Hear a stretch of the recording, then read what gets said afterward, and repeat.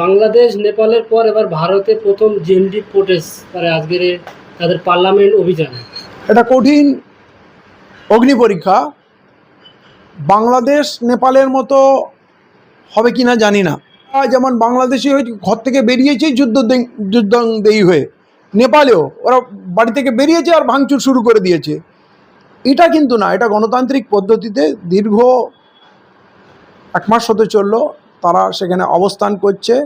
এবং লাস্ট 2 দিন আগে সোনাম ওয়াংচুককে বলপূর্বক খুব বর্বরভাবে তুলে নিয়ে যাওয়া হয়েছে। তার 20 দিন উপোস করা, অনশনে থাকা অবস্থা, একটা দুর্বল মানুষ যার 10 কেজি ওজন কমেছে, যার বয়স 59, এবং এরকম একটা স্বনামধন্য মানুষ, শ্রদ্ধেয় মানুষ, তাকে এভাবে টেনে হিঁচড়ে এবং নাকি গালাগালি দিয়ে তুলে নিয়ে গেছে। এটা হৃদয়ে বড় আঘাত করেছে। এবং তা নাহলে হয়তো এই প্রোটেস্ট এরকম চলতেই থাকতো, মানুষ তাকাতো না। কিন্তু এই অন্যায়টা মানুষ মেনে নেয়নি, তার প্রতিক্রিয়ায় কিন্তু পুরো ভারতবর্ষ ভেঙে পড়েছে। ওখানে লাখো লাখো যুবক যাচ্ছে ভারতবর্ষের বিভিন্ন প্রান্ত থেকে, এবং বিভিন্ন রাজ্যে প্রদর্শন শুরু হয়ে গেছে। যদি ধর্মেন্দ্র তিওয়ারি যদি রিজাইন করে দেয় তাহলে জিনিসটা মিটে যাবে। আর যদি সেটা না করে যদি বল প্রয়োগ করতে চায়, যেমন কৃষক আন্দোলনের সময় করেছিল, তাহলে কিন্তু মোদিজি খুব ভুল করবে। বারুদের স্তূপের ওপরে আমরা দাঁড়িয়ে আছি, পুরো দেশে কিন্তু অভ্যুত্থান হয়ে যাবে। ভারতবর্ষ একটা বড় দেশ, এত জায়গায় কিন্তু কন্ট্রোল করতে পারবে না, এবং মানুষের মধ্যে প্রচুর ক্ষোভ জ্বালা আছে। ভারতের মানুষ খুব শান্তপ্রিয়, নেপাল আর বাংলাদেশের মানুষের মতো নয়। কিন্তু যদি তাদের কোণঠাসা করে দেওয়া, তাদের কথাটাও বলতে না দেওয়া হয়।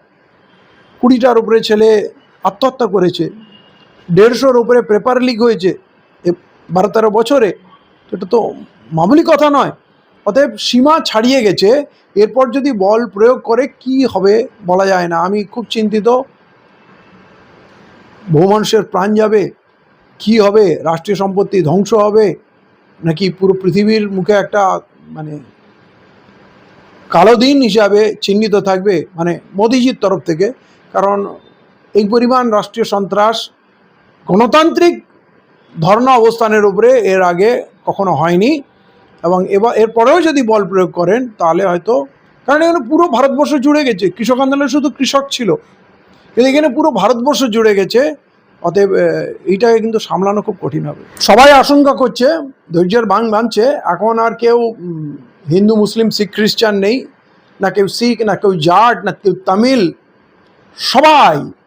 সবাই এক হয়ে গেছে ভারতীয় এই পরিচয়। এবং এই ভারতীয় ব্রিটিশকে তাড়িয়েছে। এই ভারতীয়দের যদি কেউ আন্ডারস্টিমেট করে, উনি কাউকে রিজাইন করতে দেন না। উনি ভাবেন তাহলে আন্দোলনকারীদের মনোবল বাড়বে, তারা আরও বেশি করে আন্দোলন করবে, হয়তো তারা একসময় প্রধানমন্ত্রীর পদত্যাগ দাবি করবে। এই ভয়ে বলছে যে না, এই পদত্যাগ করার সিস্টেমটাই রাখবো না। তাহলে এরা বুঝে যাবে কেউ পদত্যাগ করবে না, তাহলে আন্দোলনও করবে না। আন্দোলনকারীরা যাতে উৎসাহিত না হয়, এই জন্যে ওর সিদ্ধান্ত। কিন্তু আজকেই হয়তো সিদ্ধান্ত হয়ে যাবে যে উনি পদত্যাগ করছেন কি করছেন না। কিন্তু আন্দোলনকারীদের তো এখন ডিমান্ড প্রধানমন্ত্রীকে পদত্যাগ করতে হবে, কারণ ক্ষোভ বাড়ছে। সোনাম ওয়াংচুককে যেভাবে তুলে নিয়ে গেছে বর্বরভাবে, অসভ্যতার সঙ্গে, এইটা কিন্তু মানুষের রাগ অনেক বাড়িয়ে দিয়েছে, ক্ষোভ বাড়িয়ে দিয়েছে। এবং কোথা থেকে আসছে, মহিলারা আসছে, মানে এটা দেখলেই বোঝা যায় যে পরিস্থিতি খুবই খারাপ। এই যে আমাদের রিপাবলিক বাংলাতে মিডিয়া বলছে যে এর সাথে চীনের যোগাযোগ আছে, যেহেতু বামপন্থীরা সাপোর্ট করছে। চীনের সঙ্গে তো প্রধানমন্ত্রীর যোগাযোগ খুব ভালো আছে। কিন্তু আজ থেকে না, বহুকাল ধরে, যখন গুজরাটের মুখ্যমন্ত্রী হননি তখন থেকে তিনি তার যাতায়াত, সুব্রমণিয়াম স্বামী তার অনেক বিস্তৃত ব্যাখ্যা দিয়েছেন। এবং তার নাকি এই তখন মুখ্যমন্ত্রী প্রধানমন্ত্রী কিছু হয়নি, তার নাকি অনেক ভিডিও চীনের কাছে আছে। চীন অরুণাচলে 60 কিলোমিটার ঢুকে গেল, লক্ষ লক্ষ বর্গ কিলোমিটার দেখলো, আকসাই চীন দখল করে নিল, এখনও ঢুকে যাচ্ছে, লাদাখে ঢুকছে। আমার প্রধানমন্ত্রী কিছুই কথা বলেন না। তাহলে চীনের সঙ্গে ওনার সম্পর্ক আছে। ভারতীয় আর্মিদের ওই সিয়াচিনে যাতে কঠিন শীতে টিকে থাকতে পারে, তাই জন্য তিনি গরম ক্যাম্প তৈরি করেছেন সোলার এনার্জি ইউজ করে, যাতে তারা কমফোর্টেবল থাকে। তিনি আর্টিফিশিয়াল গ্লেশিয়ার ক্রিয়েট করে লক্ষ লক্ষ গ্যালন জল তিনি করেছেন। লাদাখে খুব জলের অভাব আছে, তার শিক্ষা মেথড পুরো পৃথিবী অনুকরণ করছে। আর সেই লোকটার কিনা সন্ত্রাসের সঙ্গে যোগাযোগ বা চীনের সঙ্গে যোগাযোগ আছে, এই কথাটা কেউ মানবে না। ওরা তো এখন বলছে আজাদ হিন্দ ফৌজ, নেতাজি যেটা করেছিল ওটা নাকি ব্রিটিশ সৈন্য ছিল, ওরা ওদেরকে জার্মান বন্দি করেছিল, জার্মান বন্দি করে নেতাজিকে দিয়ে দিয়েছিল। তো ওই ব্রিটিশ সোলজারদের নিয়ে আজাদ হিন্দ ফৌজ করে ব্রিটিশের বিরুদ্ধে যুদ্ধ করবেন, মানে কতটা অশিক্ষিত হলে এই কথা এরা বলতে পারে। অতএব ওদের কথার কোনো মূল্য নেই, ওরা মানুষকে বিভ্রান্ত করতে চায়। উনি শ্রদ্ধেয় মানুষ, আসলে এরা কাউকেই শ্রদ্ধা করে না, মানে যারা শ্রদ্ধেয় মানুষ তাদের শ্রদ্ধা করে না। এদের ট্রেনিংই এটা, মানুষকে মিথ্যা দ্বারা বিভ্রান্ত করা। আন্দোলন মানুষ করে করে ক্লান্ত হয়ে গেছে এবং একটার পর একটা এত অন্যায় হয়, এত ইস্যু আসে, মানুষ ভাবে কোনটার প্রতিবাদ করব। তার উপরে যে দমনপীড়ন নীতি, ওমর খালিদ সার্জিল ইমামকে যেভাবে 6 বছর জেলে পুরে রেখেছে এবং পুরো রাজ্যে পুরো দেশে এরকম ভাব দমন পীড়ন চলছে যে মানুষকে আতঙ্কিত করেছে। যেমন দিল্লি শাহিনবাগ আন্দোলনের সময় দিল্লি দাঙ্গা করে রক্তারক্তি করে দিল, বহু মানুষের প্রাণ গেল। তো এরা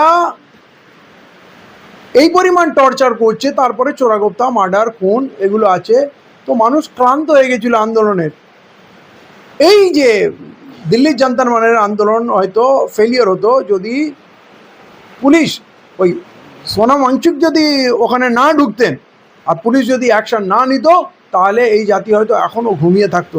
কারণ ওই মানুষটার প্রতি মানুষের এতটাই শ্রদ্ধা, এতটাই বিশ্বাস, মানে হয়তো নিজের গায়ে লাঠি পড়লে, ডান্ডা পড়লে অতটা জেগে উঠতো না, কিন্তু সোনাম ওয়াংচুকের গায়ে হাত পড়েছে এইটা ভারতবাসীরা মেনে নিচ্ছে না। এবং এই যে একটা বিপ্লবের সম্ভাবনা আমরা দেখছি, তার নায়ক কিন্তু সোনাম ওয়াংচুক, তার জন্যই কিন্তু ভারতবর্ষ নড়ছে এবং এই প্রধানমন্ত্রী নড়ে গেছে। বিরোধী রাজনৈতিক যে দলগুলো রয়েছে ভারতবর্ষে, বিশেষ করে কংগ্রেস, তারা মুখ খুলছে না। তৃণমূল কংগ্রেস তারা তো বিজেপির সঙ্গে মিশে গিয়েছে। ভবিষ্যতে কী হবে বলা মুশকিল। ককরোচ পার্টি খুবই নতুন, সিম্বলিক, এবং ফেসবুকের একটা পার্টি ছিল, সোশ্যাল মিডিয়ার। কিন্তু আজকের দিন যে পরিস্থিতি হয়েছে তাতে কিন্তু একটা নতুন শক্তির বিকাশ ঘটছে। রাহুল গান্ধী এখনও কিন্তু ধর্নামঞ্চে যাননি। উনি কি করছেন? কেজরিওয়াল গেছেন, মমতা বন্দ্যোপাধ্যায় যাচ্ছেন, আরও অনেকে যাচ্ছেন, কিন্তু রাহুল গান্ধী যাচ্ছেন না। রাহুল গান্ধী কি ভয় পাচ্ছে ককরোচ পার্টি কি কংগ্রেসকে রিপ্লেস করে দেবে? মানে এইটা অ্যাকচুয়ালি ককরোচ পার্টি একটা মঞ্চ, আমরা ওটাকে পার্টি হিসাবে দেখছি না, সবাই একটা থিম হিসাবে, একটা ইস্যু হিসাবে দেখছে। তার জন্য বিভিন্ন রাজনৈতিক দল আসছে, ডিম্পল যাদবও গেছেন, আরও অনেকে আসছে, শাবানা আজমি গেছেন, মানে শেষ নেই। পুরো দেশের স্বনামধন্য মানুষ আছেন। রাহুল গান্ধী কেন যাচ্ছেন না? মানে তার মানে উনি শুধু কংগ্রেস পার্টি অপেক্ষায় আছে, মানুষের উপরে অত্যাচার চরমে গেলে বাধ্য হয়ে বাঁচার জন্যে ওরা আবার কংগ্রেসকে ভোট দেবে। মানে সেই ছিপ ফেলে মাছ ফাঁসার অপেক্ষায় বসে থাকার মতো অবস্থা।